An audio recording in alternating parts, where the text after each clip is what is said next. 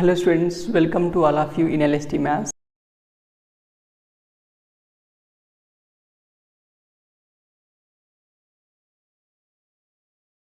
Dear students,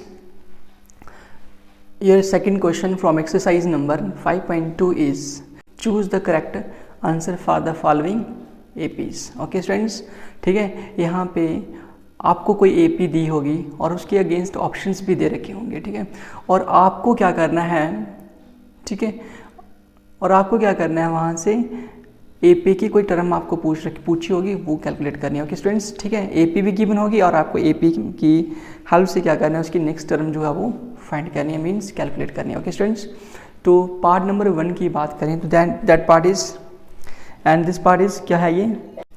तो सबसे पहले आप लोगों ने करना क्या है, जो भी आपको AP दे रखी है इसमें देखना कितनी टर्म्स गिवन में है.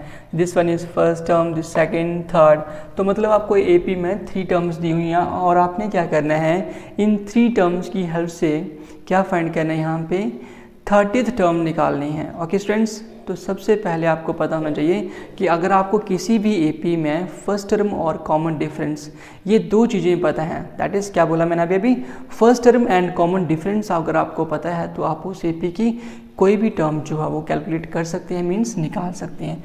स्टूडेंट्स, सबसे पहले हमें लिखना है क्या है यहाँ पे कि फर्स्ट टर्म क्या है, मीन्स A क्या है, एंड सभी को पता चल गया ये A क्या है, 10 है, मीन्स फर्स्ट टर्म यहाँ से कितनी है, 10 है.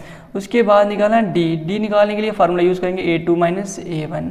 तो D की वैल्यू स्टूडेंट्स आपके पास कितनी हो गई, A2. ये देखो A1 ये A2, मतलब सेकंड टर्म में से फर्स्ट टर्म को माइनस किया तो D की वैल्यू हमारे पास कितनी हो गई, यहाँ पे 10 में से 7 3, तो बड़ी टर्म के साथ माइनस है तो माइनस आ गया 3. ओके, नाउ अब उसने जो आपको पूछा है 30th टर्म मतलब A30th टर्म अगर उसने पूछी है तो उसको वो डिनोट करेंगे किससे, A30 से, and that is equals to A plus क्या था वो n माइनस 1, n की वैल्यू 30 में से 1 कम किया तो कितना हो गया 29D. ओके स्टूडेंट्स, तो ये आप कैलकुलेट कर सकते हैं यहाँ से. A means first term equals to कितना गया, ठीक है, यहाँ से 10 प्लस 29 इंटू D की वैल्यू यूज़ करेंगे -3 जो अभी हमने कैलकुलेट किए यहाँ से, and that is equals to 10 plus into minus करेंगे तो माइनस, इनको मल्टीप्लाई करेंगे तो कितना आ गया 87 आ गया स्टूडेंट्स. ठीक है, तो माइनस करेंगे तो माइनस के 77 हो गया. ठीक है, तो अभी हम क्या करने वाले हैं, यहाँ से हमारा आंसर आया है 30th टर्म का, दैट इज इक्वल्स टू कितना है -77. तो हम देख सकते हैं यहाँ पे हम चेक करने वाले हैं कि क्या हमें कोई ऑप्शन दिया हुआ है कि नहीं दिया है. एंड यहाँ पे हम देखा कि ऑप्शन जो है वो कौन सा वाला है, इस ऑप्शन सी, इस क्वेश्चन का जो ऑप्शन सी दे रखा है हेयर, ऑप्शन हम लिख सकते हैं C is the correct answer, is the correct answer. ये हमारे पास इसका सही आंसर जो है वो दे रखा है क्वेश्चन में. ओके स्टूडेंट्स, इसी क्वेश्चन में हम सेकंड पार्ट डिस्कस कर लेते हैं इसी टाइप से. एंड इसमें क्या दिया हुआ है, एक AP दी है जिसमें टर्म्स हमें दी है.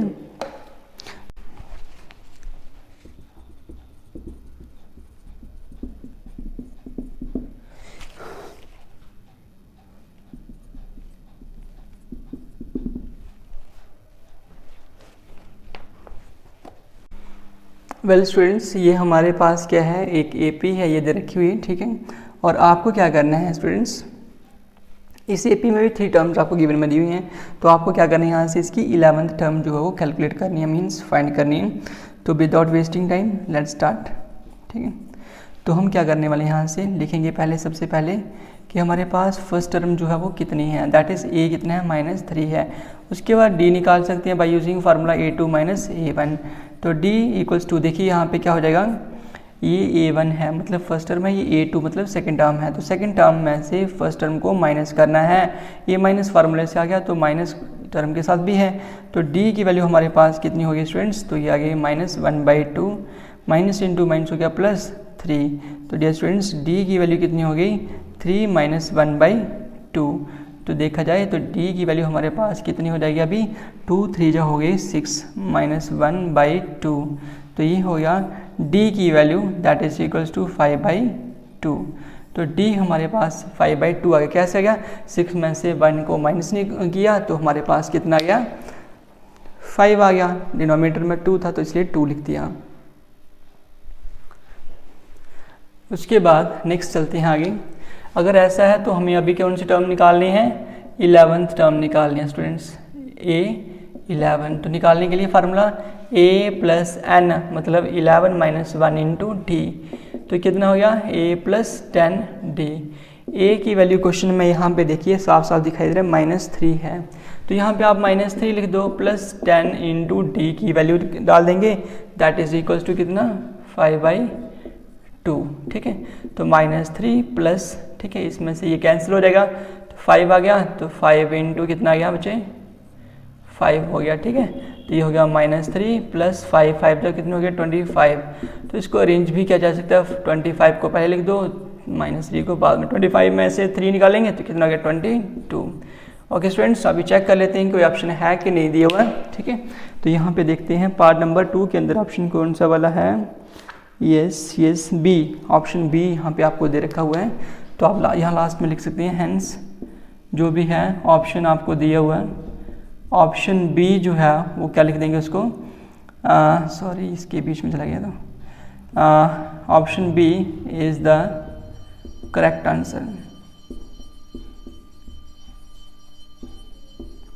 Option B is the correct answer. Okay students, तो आई होप कि आपको क्वेश्चन नंबर 2 जो है वो अच्छे से समझ आ चुका होगा। और इस क्वेश्चन में आपको क्या दे रखा हुआ है, आपको स्टूडेंट्स यहाँ पे उसने क्या किया हुआ है, कोई एपी दे रखी हुई है और आपको कभी उसकी 30th टर्म पूछा हुआ फर्स्ट पार्ट में, और उसके बाद सेकंड पार्ट में 11th टर्म फाइंड किया करने के लिए बोला हुआ है। तो इस टाइप के जितने भी क्वेश्चंस आएंगे उसमें आप कर सकते हैं, ठीक है, आराम से क्वेश्चंस को।